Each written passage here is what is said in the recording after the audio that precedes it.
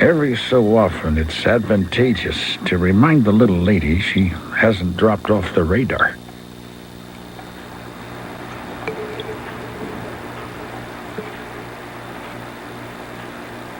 Well. 2-1, you'll be living the high life tonight.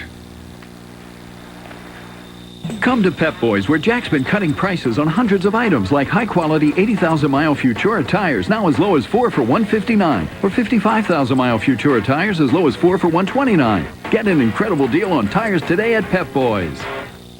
Hey, there's big news at 7-Eleven. It's the new Big Bite Combo. Delicious Big Bite hot dog made by Oscar Mayer. With free chili and cheese. Whatever you want. An ice cold Coke. And a big grab of chips. All for just $1.99. Oh, thank heaven. There's a man who reinvented himself every couple of years. Hector Camacho Sr. Long career in the ring. Never really, I think, maximized his potential. He did win world titles, was a terrific fighter, but as you said, people expected him to dominate, have more longevity. But having longevity is not about just talent. It's about how you live your life. It's about the choices you make. That is what creates consistency or takes it away. But give Camacho Sr. credit. Won world titles, he's still around, he's made a lot of money. And as you said very well, he has reinvented himself many times to be able to come back and earn money. A master promoter.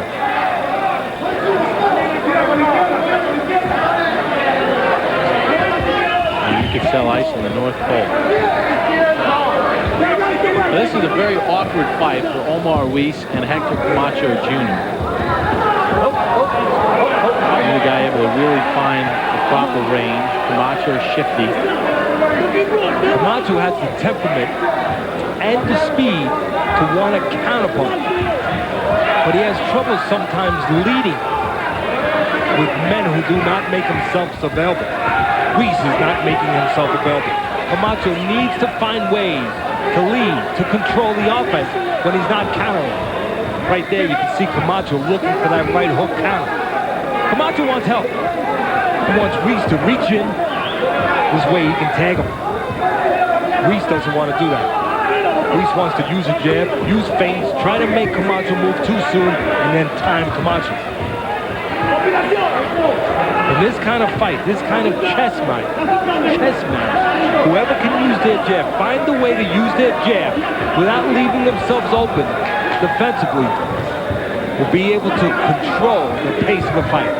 And both fighters, Bob, should be looking to go to the body. Because both guys can be elusive. There's not much to find on the head. Go downstairs to the body. And Camacho had Weiss in a headlock, and then he punched him. Hold it, I got it. Surprise Weiss is not looking to go to the body a little bit more. He is using the feint, trying to get a premature move out of Camacho so he can time Camacho when he moves. Once again, whoever uses their jab in this fight will probably control the fight. Camacho shoots the counter combination that nails Weiss going back against the ropes.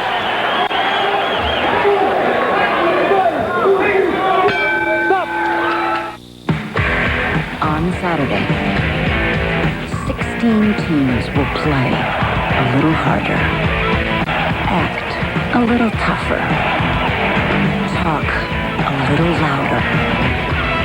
Because who wants to be part of the crowd when you can be a champion? The NCAA Women's Basketball Championship. Sweet 16 action. All day Saturday on ESPN and ESPN2. Time for our ESPN Boxing Special Quiz. Which Hall of Famer was knocked out by Jack Dempsey and Joe Louis? Our answer comes in about 3 minutes. Teddy, you know it? Don't answer it, but do you know it?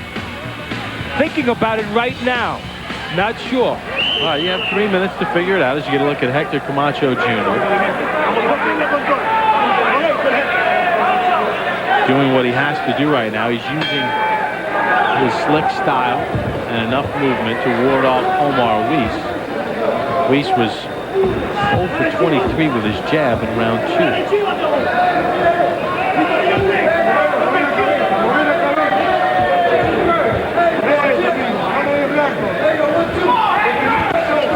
Another man who was very active and accurate in the last round. I talked earlier about whoever can use the jab and whoever can go to the body can dictate this fight. There's one other side to that coin. Whoever can get the other fighter to lead, to get frustrated, to throw caution to the wind, can get his way. He can get counter opportunities, scoring opportunities. In other words, it's important for Weiss to find a way to control the pace, but be patient. Not leave himself wide open, but not so patient where he stands in front and allows Camacho with his quick hands to get confidence and to start to pick him apart. Not a knockdown. It's a slip. They get tied up.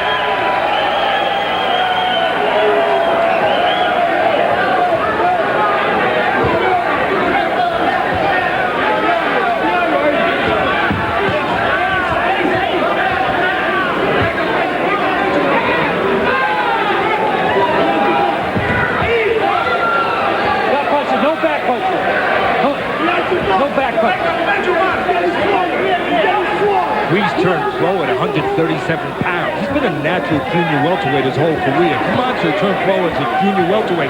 Has fought several fights at welterweight.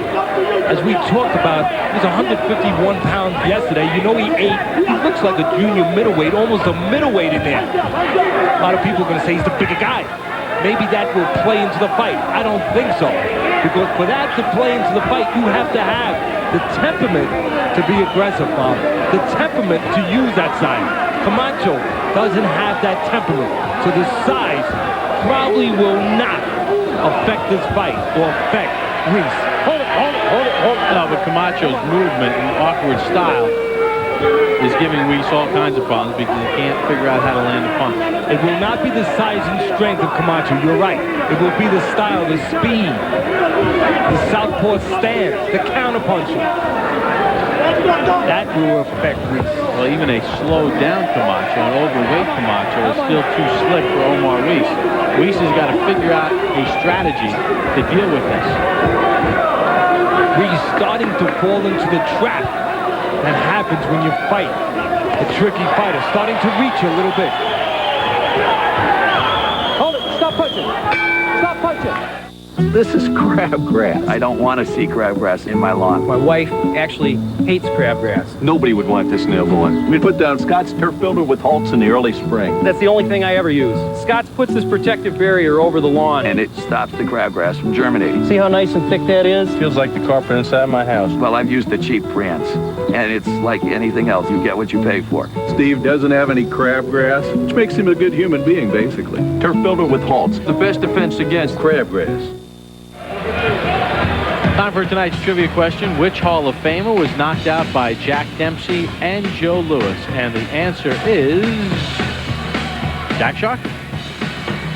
Is that one of the names you were kicking around in your head? It's hard. No, I didn't come up with Jack Sharkey. I can't lie and say I did, but if you had time, you could figure it out because it had to be somebody obviously at the late part of Dempsey's career. Last round, Hector Camacho Sr. on the runway that leads the fighters into the ring, doing his little shuffle and coaching his son, Hector Jr. Hold it. Stop punching. Stop punching. Come on.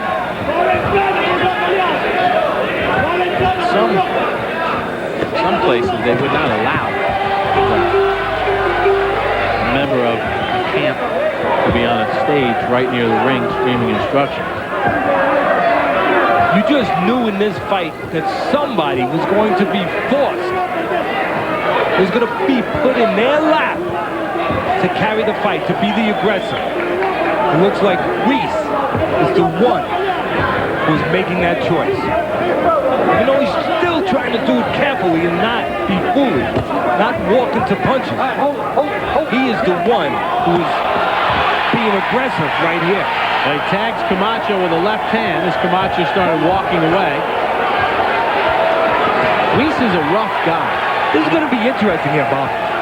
You're right, he is rough. He's rough. We saw him against Diaz. We saw him against Oliveira. He's not going to back down. He's limited skill-wise. What's going to be interesting about this fight is if somebody can find a way to be aggressive, because that's what you're trying to do, find a way to control the other man. If somebody can find a way to be aggressive, they can control the fight. But on the other hand, by trying to be aggressive, you feed into the other fighter's strength, especially Camacho's. He's looking for counter opportunities. So you have to find a way to be aggressive and not careless. Still be responsible defensively. That makes for an intriguing match. I think we have that here. Good body work